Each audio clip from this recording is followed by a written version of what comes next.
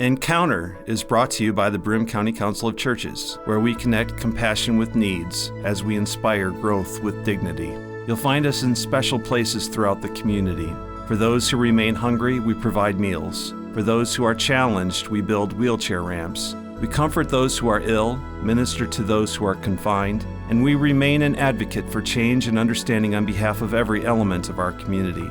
Connect and inspire. Encounter the Broome County Council of Churches. Good morning and welcome to this week's edition of Encounter. I'm Jeff Kellam. I serve as the Parish Associate at the Union Presbyterian Church in the Union District of Endicott, church in the Presbyterian Church USA. And I'll be your host this week. The nonprofits in our area are facing kind of a conundrum of sorts in that in this COVID-19 age, many more people require many more services from the nonprofit agencies in our area. At the same time, the challenge of fundraising and continuing to offer services is more difficult. And sometimes the services don't seem to be even appropriate to offer in a time of isolation. So a couple of weeks ago we talked with Amy Winans at Broome County Habitat for Humanity, and this week our guest is Sister Mary O'Brien, who is the Executive Director. Is that your title? That is correct. If it isn't, I can make it. And she is the Executive Director of Tioga County Rural Ministry. And we're here on the back porch, thus you'll hear some wind chimes perhaps, maybe some birds. The hyenas, as I mentioned a couple of weeks ago, are fairly quiet during the day. They're not hyenas, they're coyotes. They only sound like hyenas. So with that, welcome. Thank you. And let me begin by asking you how you're doing in this odd time that we're in. It's a really strange time, and I have to say that I'm doing remarkably well, and we're doing remarkably well. Everything is different because of the pandemic, and all of our services are quite different. And it starts with our food pantry, where people always had a choice, and now our volunteers, our doors are locked. Our volunteers prepackage food for families of 1 to 2, 3 to 4, and larger. People do not have selection of their food as they did before. The other miss for me is the personal contact. I mean, our volunteers do prepare the food, they put it outside, the people are at the doorway, and they pick it up. But there's not the same kind of interaction that you would normally have.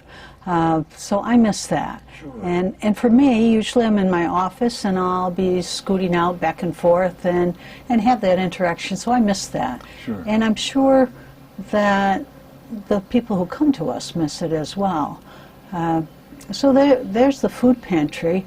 The needs for that are unusual in that we started off originally with more people requesting services as far as delivery services. Mm-hmm. And we typically deliver food to about a dozen, a little over a dozen people every month. But then we opened it up and said anyone who was in quarantine, anyone who was sick, anyone who was elderly and would like their food delivered, happy to do that. So we had a number of people take advantage of that, and we were really pleased with that. And it seemed that we had more than what we'd prepared for it. So I had invited Kiwanis and Rotary to assist in that effort, and they were wonderful. Uh-huh. And then as more people were asking for it, I put it out on Facebook on the Village Post. Next thing you know, we had over 65 volunteers, and then it was, I mean, it's just so like our community, that you ask for something, and I knew that would happen. I didn't know the enormity of the numbers, but then I'm thinking, oh, how do we use all these people? So then we started calling up all the walkers. But of course, we didn't know who the walkers were. No, So you say walkers. What do you mean? so those people who walk to our site, Oh, okay. and we're giving out more food than we normally do. We usually would give out for a 3-day period, so we're at least giving out for a 5-day period. And they're bigger bags, bigger boxes, and if you're walking, it's that much harder. Right.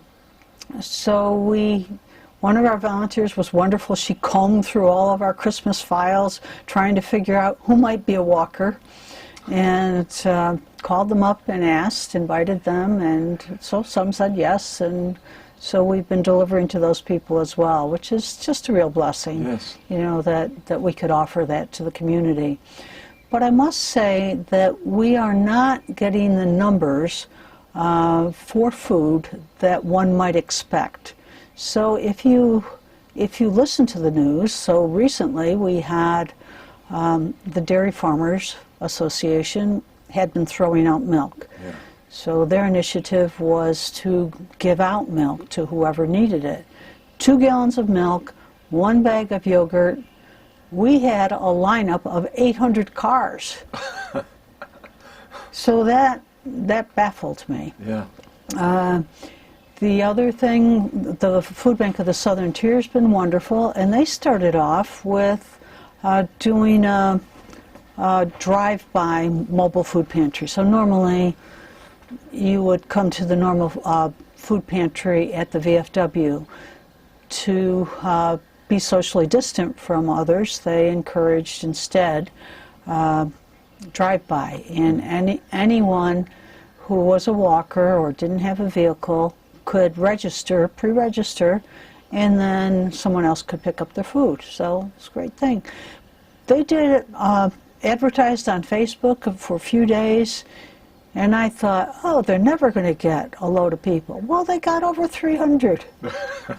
I'm like, wow, that's amazing. And were you able to serve 300? Yes, yes. So this last, a week ago, they had another mobile food pantry, again registered. They were hoping for 500.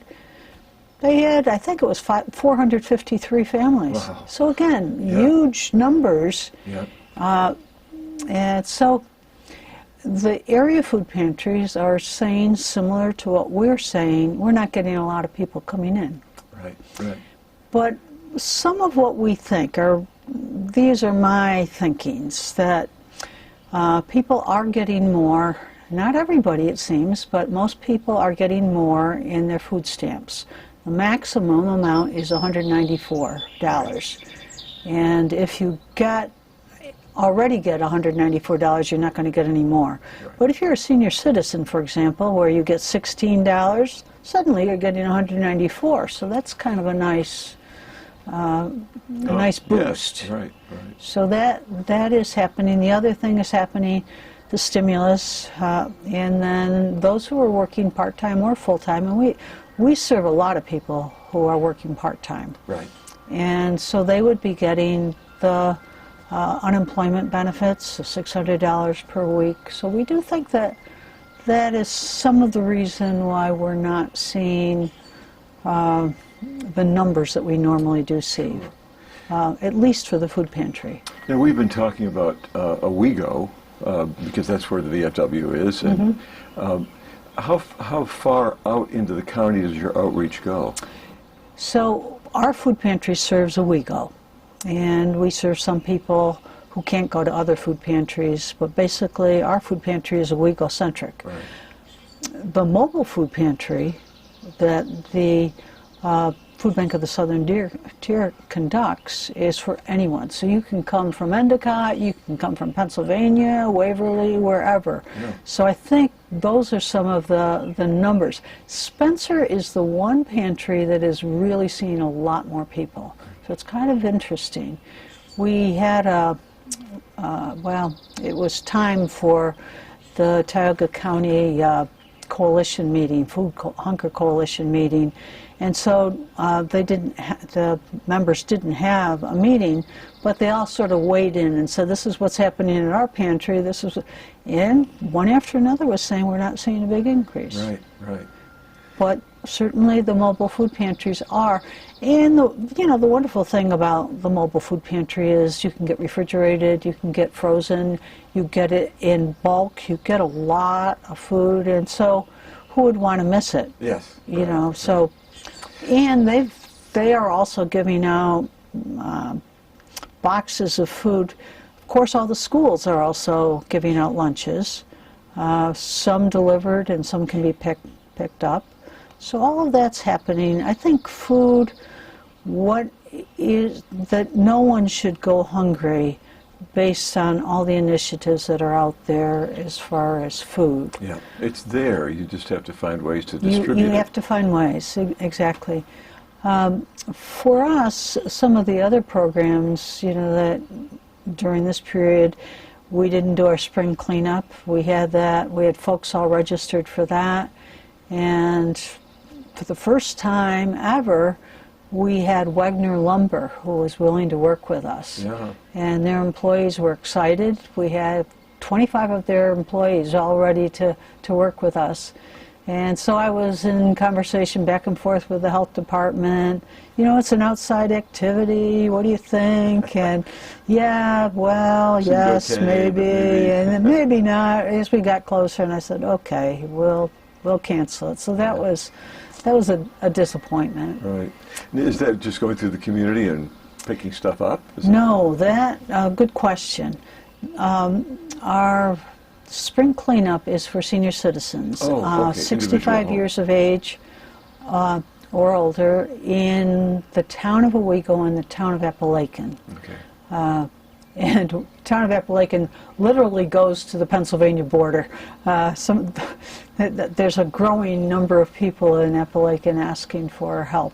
So what that is it's indoor cleaning, basic indoor, but a lot of outdoor. A lot of outdoor yard work. It might be garden work. It also might be washing windows, raking leaves, picking up yard debris. So maybe by the end of the summer, that would be possible again to reschedule? Possibly. Yeah.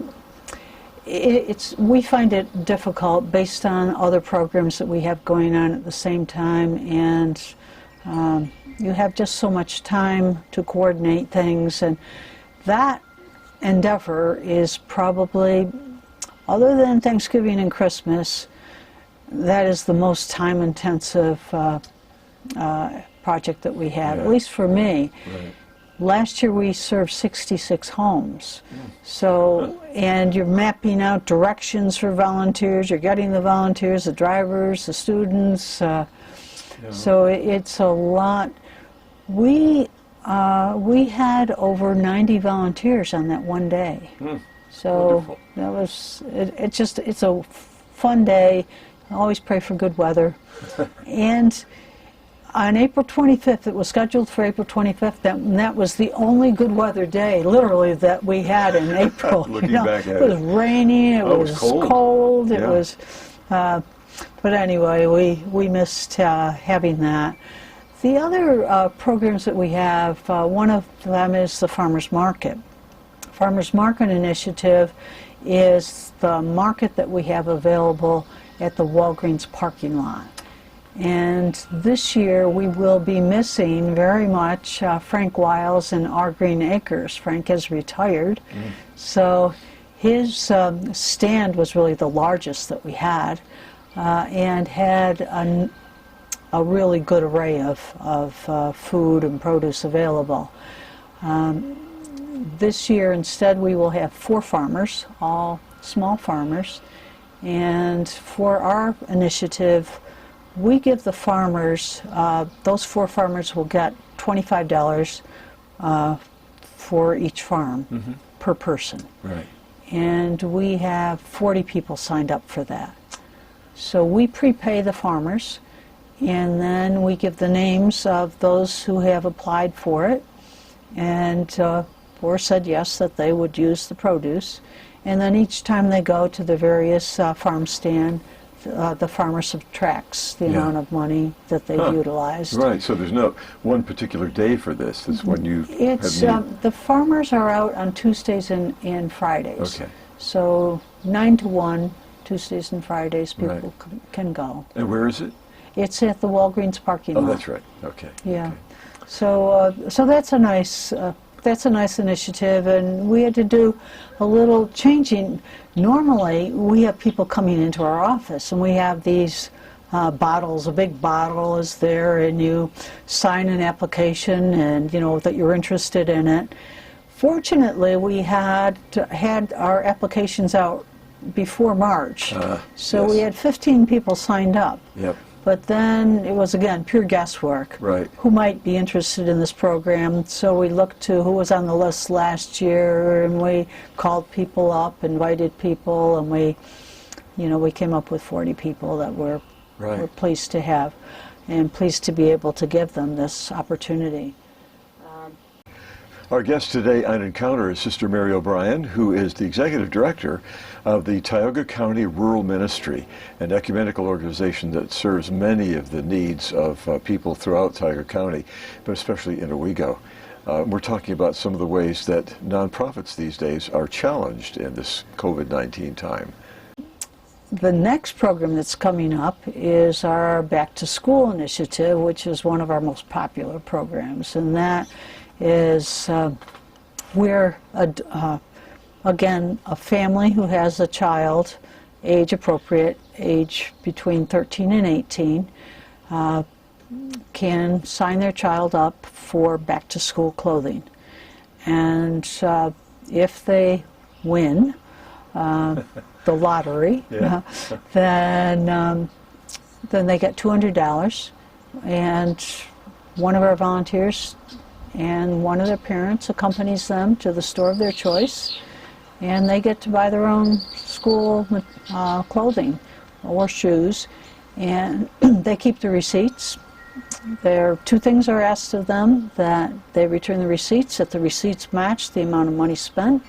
If there's any little amount of money left over, that comes back to us. We put it in the till for next year. Right. I bet I know what the second thing is. Yeah. Write a thank you note. Exactly. Exactly. Yeah.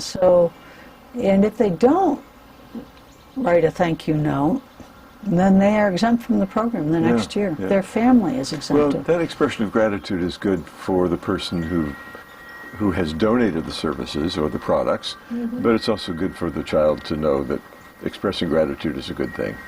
Well, early on in my ministry here, I realized that a lot of people a lot of people will say thanks, but written notes are often not written.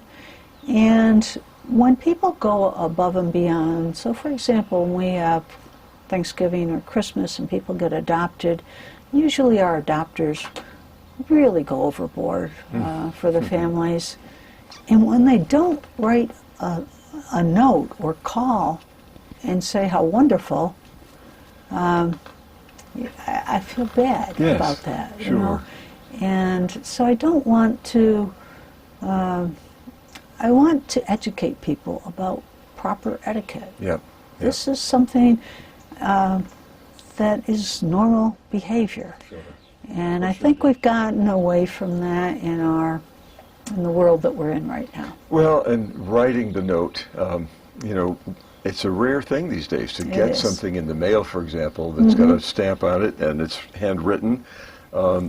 Everything's texted or emailed, and I think that's a nice gesture.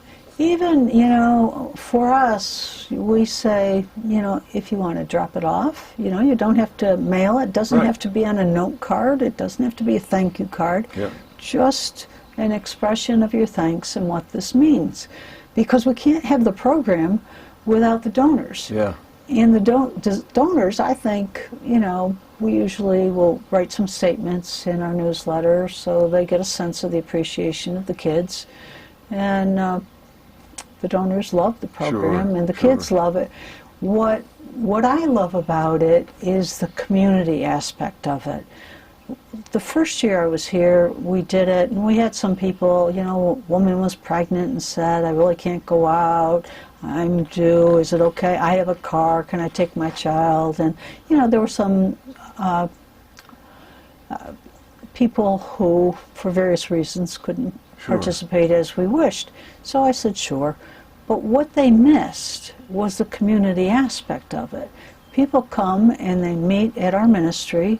They meet a volunteer who is giving up his or her time. Yeah. The volunteer goes with them. The volunteer can help them shop if they wish, or give them an expression, yeah, I think that looks great, or whatever. They can do whatever. But they get to see that somebody cares about them. Right. And then when they come back, we'll do show and tell. You know, what did you get? Well, what's your favorite thing? That type of thing. If we have volunteers who are serving at that time, lots of times hugs are exchanged, you know, and pictures taken. It's so this year we're going to be missing. You know, we're trying to figure out how can we do it this year. Yeah. First of all, with volunteers. One, will the stores open? Two, we never had applications out for it. So then it's looking through our reams of people and finding all the age-appropriate, who has a family 13 to 18-year-old, then going through our files to see who's been in the file, who's been coming to see us in the past year, so you get some sense of need of the family. So everything requires a little bit more work than what we were doing previously. So right now we've combed through the files. We have a list of possible people, but then the question is, one, will the stores open? Will we have no increase of COVID cases? Mm-hmm. So we don't want to call up families and say, it might happen. So we have to prolong, you know, keep it a little bit far out. And then getting the volunteers is another thing. We never have a problem with volunteers, but now I look through the list and I'm looking at the ages of people. Oh, and they're often older, aren't they? Yeah, and so you think, no, this one has a heart condition, this one, you know, cancel, I don't even want to ask. Yeah. And then we looked at, okay, where are some of the younger ones? And one, are they comfortable? The first thing is, are they comfortable? And the first person I asked said, I know I'm within that age group, but I have no underlying conditions. I love this program, and I'm going to be a driver. Good. And I will drive not just one, but I will drive a second person. Only one person in the car along with a parent, but that's what I'm going to do. Sure. So, you know, you get responses like that, and people are saying, yes, I'd be happy to do it. I'd be happy to do it more than once if need be. Well, many things are kind of on hold, and people are kind of waiting to see what happens this summer, and some things can be put off a few weeks or a couple of months, but if the kids aren't going back to school, you could still do the program, because the kids will still want to feel good about themselves with the clothes that they wear, yes, and the way they appear to themselves and to others. Yeah. And they'll be going back to school at some point. We don't know when, but it's at some point. Right. And they may just very well need new clothes. Yeah. You know. So we hope that program will go on. At this point, it's tentative, but we'll wait and see. Yeah. We have about 4 minutes left. What is your website, and how can folks find out more about Tioga County Rural Ministry? Website is tcrm.org. And that's simple. TCRM, Tioga County Rural Ministry.org. So it's good. Very easy. If you want any information, there's an info@tcrm.org, which you used in communicating. Right. I got that memo, however, after we talked. Well, sorry. So that's easy enough. If people want to volunteer, we have a lot of volunteer opportunities, and our volunteer coordinator right now is meeting more over the phone. We're having pretty much all of our conversations are over the phone at this point. And your funding comes from a variety of churches and organizations. It's ecumenical. We should say that. It's very ecumenical, and our community is just absolutely amazing. And we're able to do a lot. One thing I'd like to be able to get in here is that we have a COVID-19 relief fund, and that is for anyone who's been laid off, or anyone who has lost their job or their health care as a result of the virus, and we are happy to help. And what we've found out most recently is that there are still a lot of people out there who have not received their unemployment checks. And so they have no money for rent, they have no money for utilities, and even though that's been delayed until August 20th, whatever, people want to pay their rent on time. Yeah, people sure. want to pay their bills on time. People are used to paying their bills on time, you know, if they've been working. So we can help. Yeah. And we can help because the community, our community is just so generous, and because the foundations have come together and enabled us to have some funds. Yes. One closing thing is, I'm just wondering about you personally. You know, we know each other from the gym. We work out together, and I've grown hair, but I've lost muscle tone. How are you doing? Are you exercising day by day? I am exercising. I'm walking more. Yeah. I mean, I always walk. I usually walked a couple miles a day, but now I'm walking a little bit further than that. Trying to go up, walking into the cemetery, straight up the hill, and feeling good about that. But missing the gym, and I'm really not sure when I'm going to be comfortable going back. Yeah, like church. Yeah. Like church. Very Well, much. thank you very much for coming onto our back porch. We're a good 8 feet from each other.